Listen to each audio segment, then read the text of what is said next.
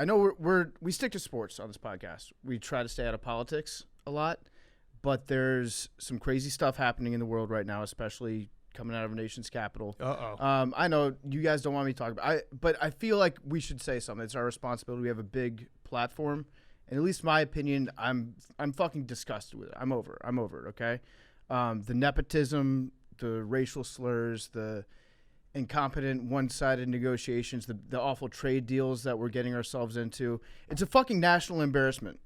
And it's not like the leadership hasn't shown what type of person that they are. Like, you can go back not just the last 2 years. Mm-hmm. You can look at decades worth of this stuff. Long time. On the record, using racial slurs all the time, brandishing them.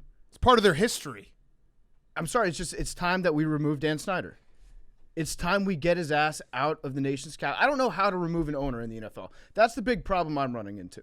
Because this is a team that I grew up loving. Not just liking, I loved them. I lived and died with every play.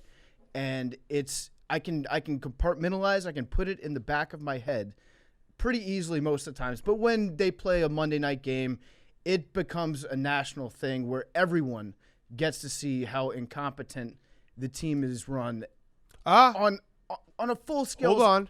Did you see the guy who was mixing the Gatorade with a whole sleeve of cups? Yeah, good for him. That guy knows what he's doing. He was using styrofoam cups to mix Gatorade. So, hey, that's a great idea. Maybe Jamarcus Russell and Rolando McClain will come play that they see that styrofoam is a big part of our culture. Did you see the flag guy who couldn't get the flag up at halftime? I saw that, too. He was in the middle of the field. I saw that, too. I agree with you. Incompetent. I've always said incompetent organizations do incompetent things, and people find a way to see. They spot their incompetence left and right. Yes. If you're a loser organization, I mean, the Cubs were forever, and it was these things pop up when you. It's almost like a self-fulfilling prophecy. You guys banned cup snakes.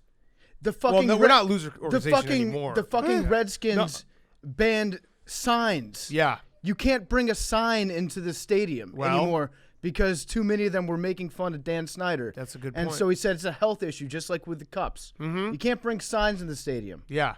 Fuck Dan Snyder. Well, I like him because he you puts love a him. really bad team out there. Stephen Jones loves him. But how do you Bears needed their offense to get going. How do you get rid of an owner? How do you do it? I think blackmail? No, you got to get like Papa John in the mix somehow. Okay. So maybe get Papa John to be like, hey, bring him in, and then try to take over the entire league. No, but you can't. There's no.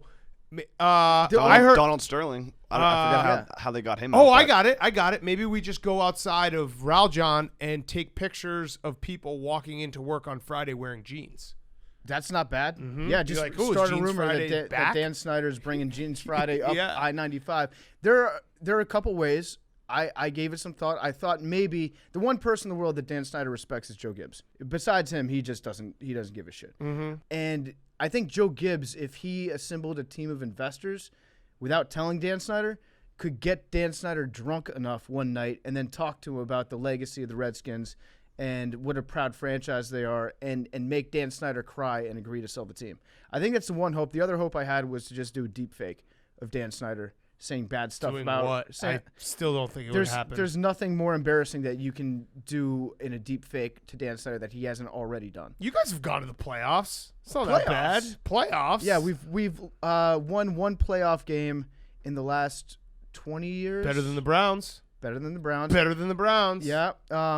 Here's a little fun fact: the 2012 Redskins, Robert Griffin. Mm-hmm. Right when I thought electric. Greta. This is pre-Greta. This is the year that I thought that they were finally coming back. That there was going to be something that I could have to look forward to in my NFL fandom.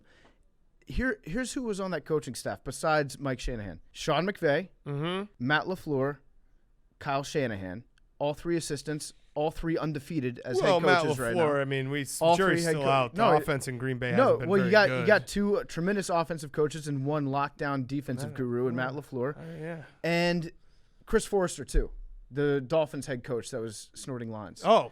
So that's probably. So you had your pick of the litter of gyms, and they all got away.